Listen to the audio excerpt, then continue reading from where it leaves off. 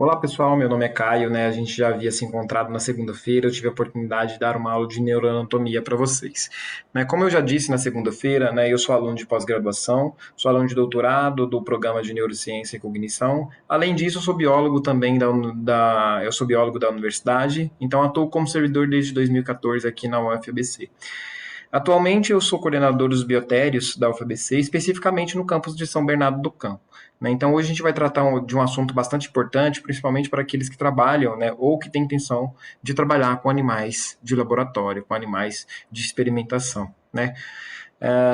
O título, então, dessa aula é Cuidados relacionados à manutenção de animais para pesquisa biomédica.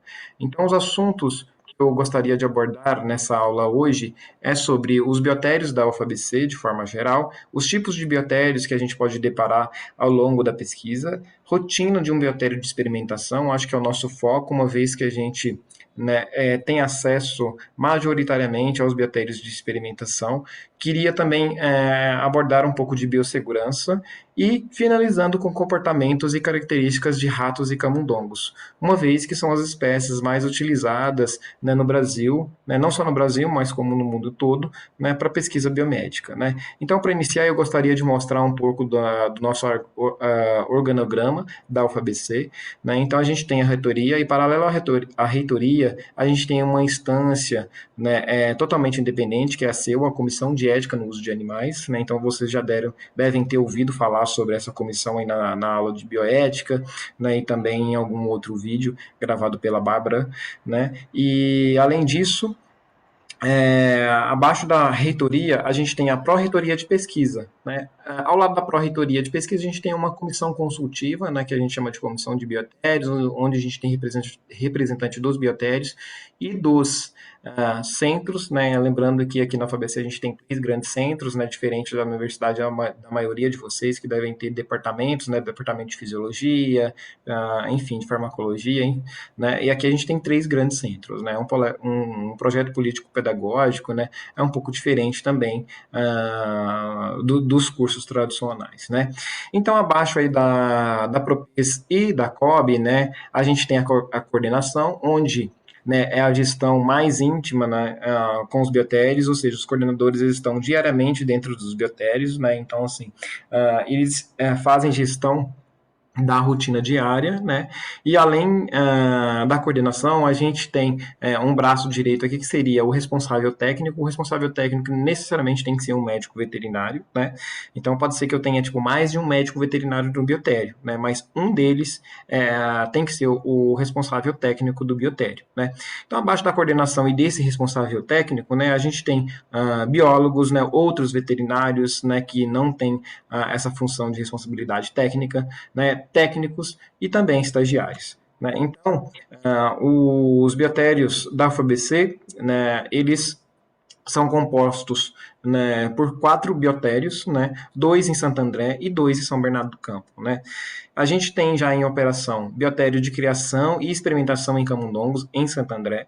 Né? Em Santo André, então, é produzido camundongos da linhagem C57 Black e algumas linhagens transgênicas. Além disso, a gente tem em fase de implementação, quase finalizando, né, essa implantação e já está quase iniciando as atividades, um biotério, né, de zebrafish, também em Santo André.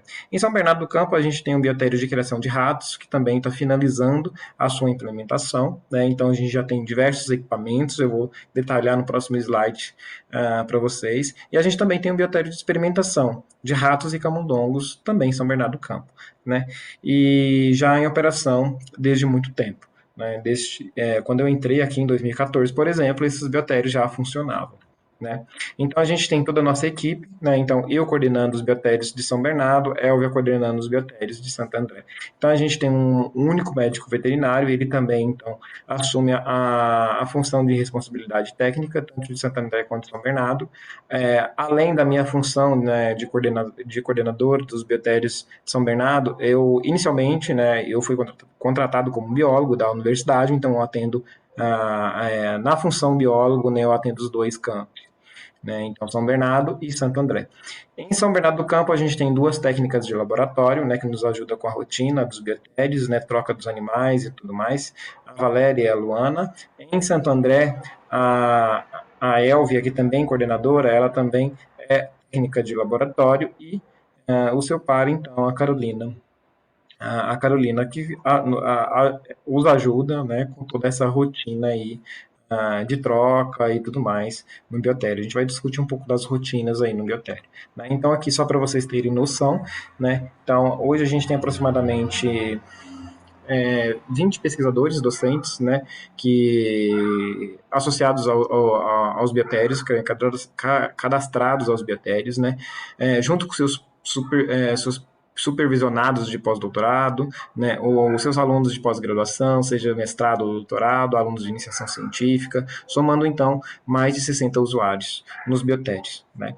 Então, desde dezembro, né, esses usuários eles são, né, do programa de pós-graduação em neurociência, cognição, biosistemas, biotecnociência e engenharia biomédica. Então, é um levantamento feito em dezembro de 2021, né, então já havia mais de 40 dissertações, 25 teses, né, e aproximadamente 35 artigos, né, publicados, que tem participação aí dos biotérios, né, que tem a utilização de animais para essas pesquisas, né? Hoje, aproximadamente 40 projetos, né, eles são aprovados, estão em vigência, aprovados, né, pela CEUA, né, que podem, então, ser executados nos biotérios da FABC. Tá? Aqui é só para vocês terem noção, né, qual é o valor investido, né, em um biotério, né? Então, assim, isso aqui seria só para vocês terem noção, não é um valor investido em todos os biotérios da FABC. Então, veja bem, é um valor investido, né, somente no biotério de criação, né, de ratos de São Bernardo do Campo. É o que está sendo implantado, né, e está em fase final. Então, já já a gente começa as atividades, mas a gente já tem diversos equipamentos. Então, se a gente somar todo o valor desses equipamentos aí, dá mais de 650 mil reais, né? E veja bem, eu não considerei aqui o valor do prédio, o valor do ar-condicionado. O valor do ar-condicionado ele tem um valor bem alto, uma vez que o ar-condicionado ele tem diversas funções importantes necessárias para um biotério, como, por exemplo, a controle de pressão e umidade, além do controle de temperatura, obviamente. Então, um valor bem alto, né, do ar-condicionado, né, custou mais de R$ 1 milhão, né? Então, assim, a gente vê que é um valor realmente bem alto para a gente garantir a qualidade, né, das nossas pesquisas e também o bem-estar animal. Então, por que utilizar animais nas pesquisas biomédicas nos dias de hoje, né? Então, será que a gente não tem ainda métodos alternativos que a gente consiga substituir por completo os animais, né? Então, em 92, dois pesquisadores afirmavam que os avanços biomédicos, né, dependem da pesquisa com animais, e não usá-los poderiam então ser antiético, porque privaria não só os humanos, mas também os animais desses benefícios, né? E um outro pesquisador nesse mesmo ano disse que a pesquisa bem conduzida, né, em animais, ela forneceu e ainda continua, isso naquela época, em 92, fornecendo informações, ideias e aplicações que não podem ser obtidas de outra forma, ou seja, que não havia, então, métodos alternativos, né? Agora, já em 2017, olha como fica um pouco mais complexo, né? Então, assim, resultados de estudos baseados em animais e aplicados à modulação de doença humana quase sempre requer, adicionalmente, modelos, espécies e abordagem de intervenção distinta. Né? Então, ou seja, se eu faço uma pesquisa, utilizo uma espécie animal, né, não necessariamente, né, essa pesquisa vai chegar na clínica sem passar por nenhum outro tipo de teste, né? Então, assim, a pesquisa animal ela é bastante importante, né, muito importante, porque ela é a pesquisa base, né, da clínica, né? Então, assim, antes de chegar na clínica, pode ser que eu utilize até mais de uma espécie animal para fazer minhas pesquisas, né? Antes de ser testados, então, em humanos, né? Então, gente, é uma questão de legislação, né? Então, assim, tá na legislação, então, assim, não é o Caio aqui que está dizendo isso, né? Tipo, eu estou baseando, né? Esses são relatos, né, que eu estou dizendo aqui, esses meus relatos, né, eles vêm a partir da legislação, né? Então, hoje funciona dessa forma, né? Então, para ser aprovada uma nova droga, por exemplo, né, regulatório você testar essa droga em animais antes de chegar na clínica. E um biotério, afinal de contas, o que é um biotério, né? Então, um biotério, né, esse nome biotério é um nome genérico, né? Então, assim, é um nome que a gente utiliza para qualquer ambiente onde a gente utiliza para manter os animais, né, de forma adequada para pesquisa e ensino, né? Onde esse ambiente ele tem um controle sanitário, genético bem apurado, né? Então eu posso ter um biotério de ratos, um biotério de camundongos, um biotério de peixes, um biotério de serpente, né? Então, assim, o biotério é esse número genérico, então, para eu manter, né, animais para pesquisa, né, e para ensino e pesquisa. Então, tem uns biotérios de criação, né? O que são os biotérios de criação? Os biotérios de criação ou de produção, né, são os biotérios, né, utilizados, então, para produzir animais para pesquisa, né, para experimentação, né? Nesses biotérios, então, somente quem tem acesso é a equipe técnica, né, que seria a coordenação. A coordenação pode ser qualquer pessoa com nível superior, né, e que tenha experiência com animais de laboratório, né? Eu preciso de ter um RT, né, e esse RT necessariamente tem que ser um médico veterinário, né? Então ele pode acumular as duas funções, né, sendo o responsável técnico e também, né, o médico veterinário daquele biotério, né? Os técnicos, né, e auxiliares que vão fazer as trocas e fazer toda a rotina dos biotérios, né? E o biotério de experimentação, a gente já inclui aí os pesquisadores, os alunos, né, que executam, então, suas pesquisas dentro desse recinto, né? Então, tem algumas considerações a ser feitas, né, sobre o biotério de experimentação, não que elas não também não deva ser consideradas biotério de criação, mas como eu falei, né, o biotério de experimentação, né, é o nosso foco, uma vez que é onde a gente tem acesso, né, e é um biotério onde a gente tem o quê? Maior circulação de pessoas, por exemplo, né? Então são coisas que eu gostaria de pontuar aqui, porque a gente pode o quê? Alterar toda a dinâmica, né, dos animais, a homeostase dos animais, alterar, né, aumentar o nível de estresse desses animais, né? Então, por esses motivos, né, esses animais eles são susceptíveis, né, ao nível de estresse, né? E esse estresse ele pode ser um estresse ruim ou um estresse bom, né? Então a gente meio que divide esse estresse em de-estresse, que seria esse estresse ruim, e o estresse, que seria então um estresse bom. Né? O que seria um estresse bom, por exemplo? Enriquecimento ambiental. Né? Então, quando você coloca um material diferente ali na caixa, inicialmente o animal vai ter um certo incômodo porque é algo diferente, né? Mas o animal ele é curioso, vai explorar e tudo mais, com o tempo vai ver que não é nada nada nocivo, né? Então, esse programa de enriquecimento, se você continua com esse programa de enriquecimento, né?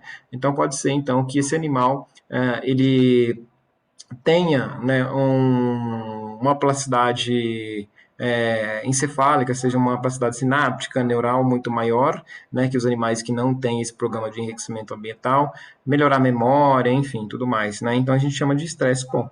Né? E o estresse ruim, né, que é o de estresse, está relacionado, por exemplo, à circulação de pessoas, né, a grande circulação de pessoas, né, ao tratador, mudança do tratador, por exemplo, um técnico de laboratório ele precisou de entrar de férias e eu não tenho outro para repor e busquei de um outro laboratório que quase nunca entra no biotério, né? Os animais têm um olfato muito apurado, né? Então eles podem sofrer um nível de estresse muito alto, né? A alimentação, né? Então, assim, a troca de ração, por exemplo, é um estresse bastante importante para esses animais. Então, quando eu preciso de trocar a ração, né, a comida desses animais, eu tenho que introduzir de forma gradual, né, e não abrupta, né? Senão esses animais têm realmente um nível de estresse bem importante, né?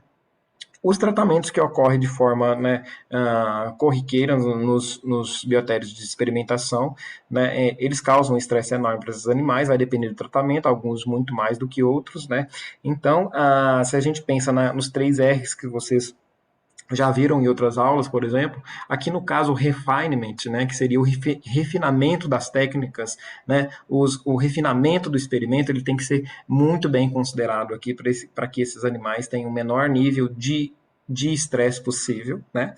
E interação entre espécies diferentes também pode causar um enorme estresse para esses animais, principalmente espécies, né, onde eu tenho presa e predador. Né? No caso de rato camundongo, a gente, por exemplo, né, deixa em salas separadas, né? Então a gente faz a troca em momentos diferentes, né? Então tem que ser considerado também.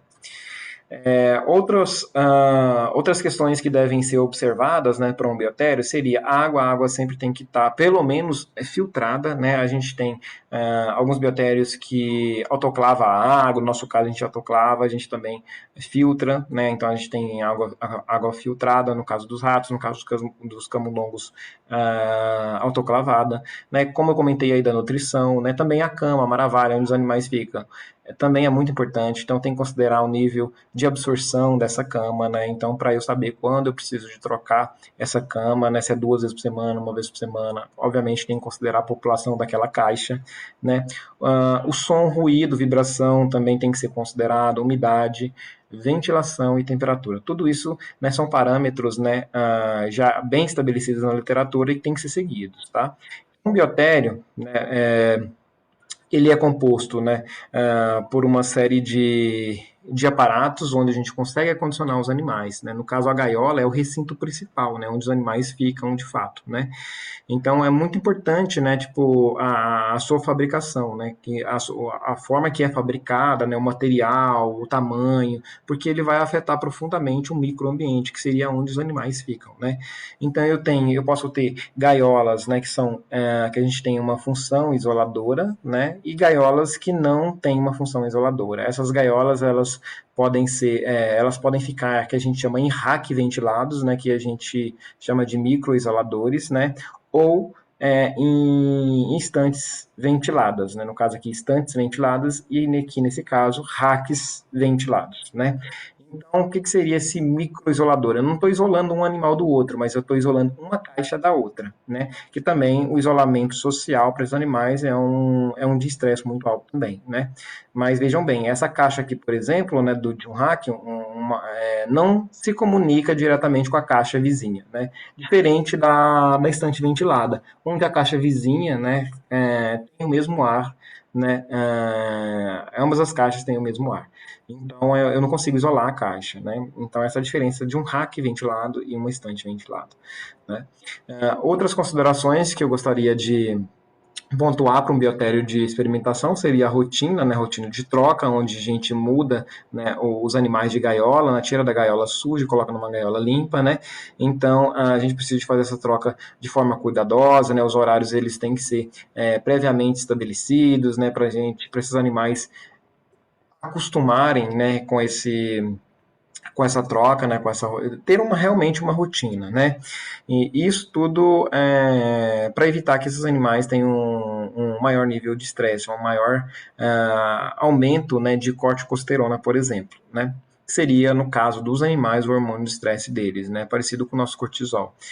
E além disso, né, a gente precisa, após a troca, né, ou durante a troca, né, a gente tem que ir limpando também, né, fazendo toda a higienização, toda a desinfecção, né, dos aparatos onde os animais ficam, seriam os racks ventilados, né, o chão da sala, paredes da sala. Então a gente sempre tem que fazer tudo isso, né, e a gente tem que revezar, fazer um revezamento ainda dos desinfetantes, né, e sanitizantes, né, justamente para a gente evitar qualquer resistência microbiológica, né? Então é bem importante isso ser feito, né?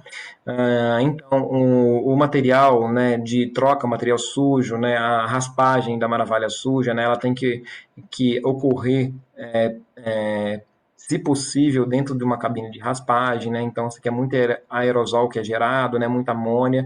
Então, a gente pensa numa biossegurança aqui, né? Seria um EPC e a proteção aí dos servidores que ali trabalham, né? Então, esses animais, essa maravilha, então, ela tem que ser acondicionada, né, em sacos brancos, né? Porque é material infectante, descartado, então, em cestos de lixo, né? Então, posteriormente, uma empresa responsável, ela vem e coleta todo o material, né? E, enfim, o que é biossegurança, né? Biossegurança é algo que eu queria pontuar também, porque é muito importante, né, para um biotério de experimentação. Como eu falei, não só para um biotério de experimentação, né, mas como o nosso foco aqui é biotério de experimentação, né, eu gostaria de pontuar, né. A biossegurança nada mais é do que o conjunto de ações que visa proteger não só os homens, mas também os animais, né, além de preservar o meio ambiente e a qualidade dos resultados, né. Então, a biossegurança ela é um somatório, né, é um conjunto, né, de estruturas, né, e condutas, né, que geram, então, esse bom resultado aí de não ocorrer acidentes ou uma contaminação. Então, seria EPCs, né, somatório de EPCs e EPI, né, que seria equipamentos de proteção individual e equipamentos de proteção coletiva, né, condutas, as próprias condutas laboratoriais, né, das pessoas e aí também a infraestrutura. Tudo isso a gente tem uma boa biossegurança. Se a gente tiver tudo isso, né, em conformidade, a gente tem um bom nível de biossegurança, né. Então aqui, ó, seria um exemplo. Não adianta eu ter uma estrutura física boa, como nessa figura da direita aqui, né? E aqui a gente vê, né, um manipulador sem máscara, né, sem touca e ainda sem luva manipulando o animal. Aqui eu tenho uma estrutura que não é muito boa, né? O indivíduo está de luva, de máscara, entretanto eu tenho janela, é algo que não pode ter no biotério, né? Aqui já eu tenho, ó, uma estrutura, né, que parece ser o quê? Um equilíbrio, né? Onde as gaiolas não são gaiolas fechadas, né? Não são microisoladores, entretanto, né? Parece, né, parece que eles seguem um nível de biossegurança, né? Bem interessante, né? Uma vez no caso aqui a servidora está toda ornamentada, né, com touca, máscara, jaleco com punho, né, e, e além disso luvas, né. Então a gente tem que considerar tudo isso. Então falando um pouco da paramentação, lembrando que a paramentação ela pode variar de biotério para biotério, né? Porque eu tenho biotérios que são SPF, né? Eu tenho biotérios que têm um padrão sanitário convencional, né? Então, pode ser que varie, né? Mas uma paramentação completa seria, então, o uso de touca, né? Então, a touca tem que cobrir todo o cabelo, né? Também a máscara, né? A máscara, a gente já está ouvindo isso o tempo inteiro por causa da pandemia, que tem que cobrir, né? Nariz e boca, né? O jaleco, ele deve ser comprido de manga longa, né? A gente também tem aqui como paramentação, né, luvas, né, e essas luvas têm que ser um tamanho adequado, não luvas apertadas ou frouxas, né, e além disso, propé, né, para entrar nesses biotérios, né, normalmente tem que se utilizar propé, cobrindo então, né, o calçado que você utilizou para andar na rua, tá? Além disso, o que é muito importante para os biotérios, né, de experimentação é a existência de POPs, né? O que são os POPs? Né? Os POPs são procedimentos operacionais padrão. Né? Então, são o quê? São procedimentos que já foram testados pela equipe técnica, né? Já foram testados por uma pessoa que não realiza aquela rotina comumente para ver se ela consegue executar, se a partir daquela descrição, né, daquele documento, ela consegue executar, né, uma determinada atividade que não é rotina dela. Né? Então, isso é bastante interessante porque você coloca os POPs, né? Então, caso você chegue no biotério e quer executar algo que você nunca executou, você pega o POP e, teoricamente, você tem que conseguir fazer toda aquela atividade sem nenhum problema, né? Então, você também padroniza, né, a forma que todo mundo trabalha no biotério, né? A forma que todo mundo executa as atividades no biotério, evitando então, né, uma nova variabilidade nos experimentos, né, uma nova variável nos seus experimentos, né. E além disso, o que é bastante importante aí no biotério de experimentação é o que? As informações, né, as informações fornecidas pelo pesquisador e são contidas, então elas estão presentes nas etiquetas, né. Isso é importante para os pesquisadores, né, para eles não se perderem, obviamente. É importante também para os servidores que ali trabalham, né? Para o médico veterinário, por exemplo, que passa verificando se o seu animal está em boas condições ou não, né?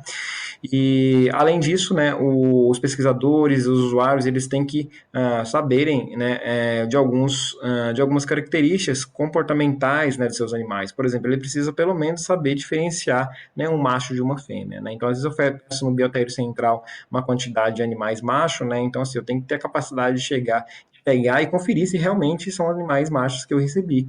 né? Se eu não tenho animais machos e fêmeas juntos, né, ali e pode procriar posteriormente, né? Então a diferença, né, seria a distância ano-genital. No caso do macho é muito maior do que da fêmea, tá?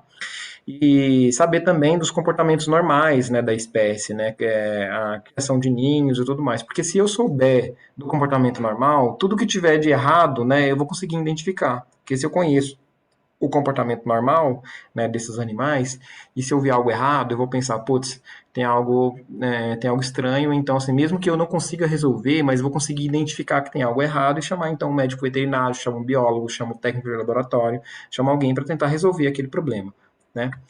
E, além disso, eu tenho que considerar o quê? Os fatores que favorecem o bem-estar animal. Um dos exemplos é o quê? O enriquecimento ambiental, né? Então, se eu não tenho nenhuma restrição para utilizar enriquecimento ambiental, né? Então, tenho que traçar um plano de enriquecimento ambiental, né? Para esses animais terem um bem-estar, né? E, obviamente, algumas pesquisas, né? Então, tem essa restrição do uso de enriquecimento ambiental por uma série de motivos, né? Mas a maioria não, né? Até porque seu grupo controle também vai receber aquele mesmo, né, programa de enriquecimento ambiental, né? Então, o enriquecimento ambiental ele ajuda bastante aí, né, no comportamento dessas espécies, né? Evitando então brigas, né, hierarquia e tudo mais, né? E outra coisa que é de rotina no laboratório é o monitoramento parasitológico, né? O monitoramento, né, de ectoparasitas e endoparasitas, né? Então são monitoramentos simples, né, que a gente pode fazer um suave anal, que é uma ou fita gomada, né? A gente cola, né, o famoso durex, né, aqui na região anal dos animais, né? E depois cola essa fita numa lâmina e vai ver o microscópio. Nesse caso aqui a gente vê ovos, né, ovos de cifácia, né, que é bem comum em biotério convencional. Né? Então a gente precisa então de considerar esse monitoramento parasitológico para então tratar esses animais, tomar alguma conduta, né, para que o nível sanitário do biotério seja melhorado, né? Então aqui seria a pesquisa de endoparasitas, né? Então monitoramento parasitológico de endoparasitas, que também é bastante importante. Eu consigo ver ovos e também os animais em si, né? No caso fazendo o raspado intestinal, da luz intestinal desses animais, né? E quais são os fatores, né, que favorecem doenças e disseminação dessas doenças, né? Então seria deficiência nutricional, densidade populacional da caixa, superlotação das caixas, salas e gaiolas, né? Falta de higiene, ou seja, o número de trocas, né, da cama, como eu falei, tem que ser considerado. Será que eu faço 2 vezes por semana, uma vez por semana ou até 3 vezes por semana, né? Então, assim, você tem que considerar a cama, você tem que considerar a quantidade de animais que tem dentro daquela caixa, né? E, como eu falei, considerar a cama no sentido, tipo assim, será que ela é pouco ou muito absorvível, né? Então a gente tem essas diferenças, né? Ventilação inadequada, práticas de manejo e criação deficiente, que a gente pode... O de estresse, ele favorece a desbiose desses animais, né? Sistemas de barreira de proteção sanitária deficiente, né? Relação parasita-hospedeiro, a capacidade de virulência, né? Tipo, para uma determinada linhagem animal, né? Então, isso tudo tem que ser considerado. Aí aqui eu tenho algumas imagens, né, que a gente pode considerar. A gente tem que saber, né, de comportamento dos nossos animais para a gente conseguir identificar, ver o que está errado, né? Por exemplo, hierarquia. É muito comum em camundongos, né? Então, os camundongos, eles arrancam as vibriças, né, em algumas regiões do corpo, né, alguns pelos, né, então a gente chama isso de barbering, né, ou barbeamento, né, então é comum em camundongos, né, então eles têm essa hierarquia, né, então o dominante ele faz isso, ele arranca todos os pelos e vibriças no caso dos outros animais, né. Brigas e confrontos, né? Então, assim, você vê bastante lesões aqui na região da cauda, né? Isso aqui pode ser um Balbici, né, um camundongo da linhagem Balbici, né, então, assim, a partir de brigas, né, acontece isso, os animais podem vir até a óbito, né, então, como eles têm esse comportamento de hierarquia muito forte, no caso dos camundongos, né, então a gente nunca pode misturar animais de uma caixa com animais da outra caixa, né, depois de adulto, então a gente nunca pode fazer isso.